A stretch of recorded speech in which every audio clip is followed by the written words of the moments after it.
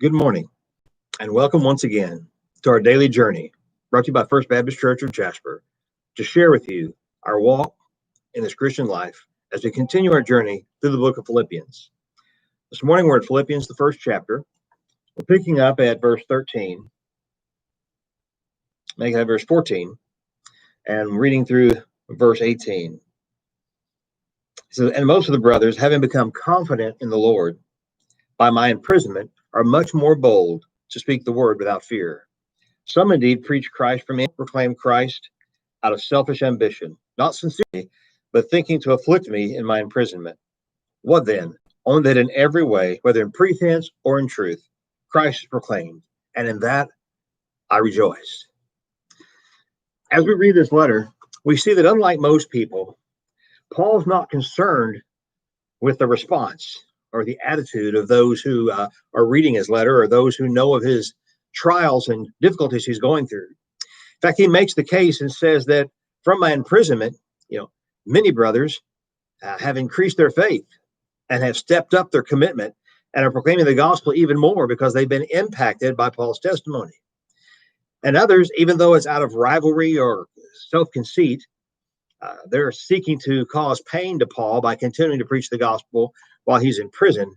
And, Paul surmises this by saying, whatever the case is, the gospel is being proclaimed and I'll rejoice.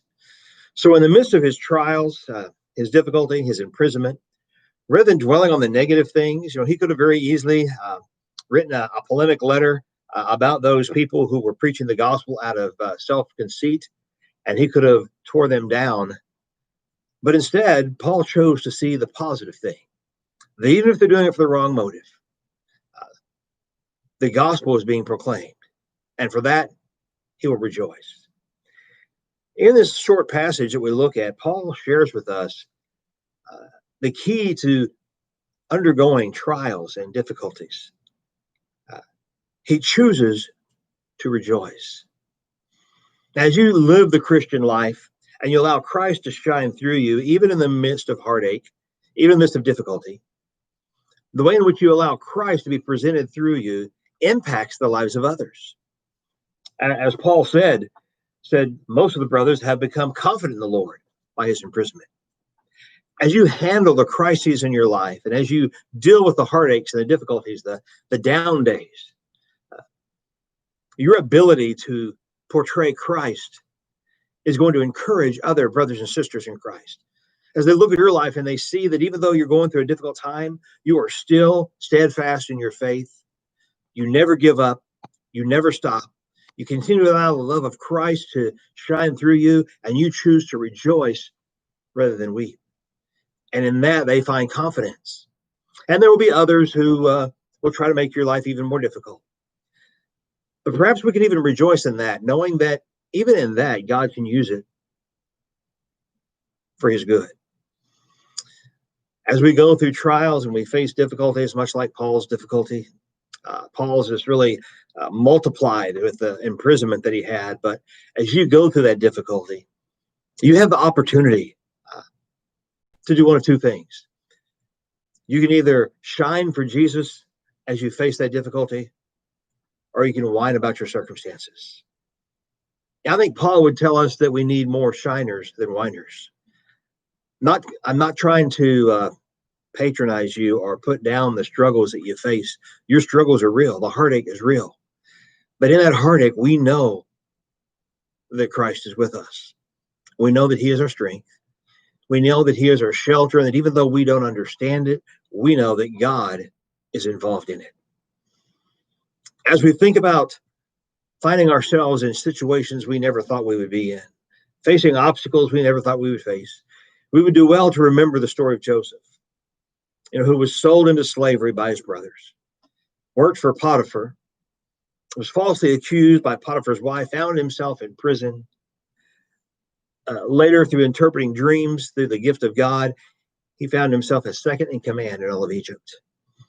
And when his father and brothers ran out of food, ran out of resources, they came to Egypt.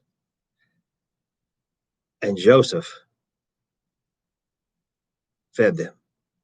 Joseph was the one to oversee the rations and gave them the rations.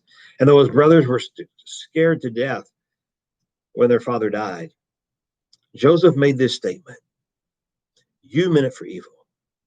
Satan meant it for evil, but God meant it for good." You see, the only way Israel could be spared, the only way the line of Christ could continue, is for Joseph to be sold into slavery, to end up a servant of Potiphar, to find himself in prison to interpret the dreams of the chief baker and the wine taster, so that later down the road,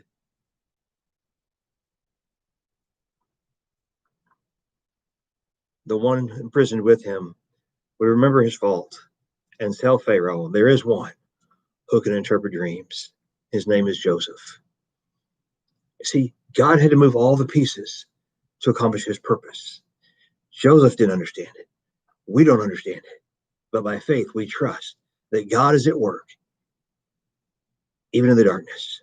See, God doesn't just work the day shift, he also works the night shift. The God of the mountain is still the God of the valley, and he is in your valley, using your circumstance for your good and ultimately for his glory. Trust him. He has a plan, and you get to be a part of it. Have a great week.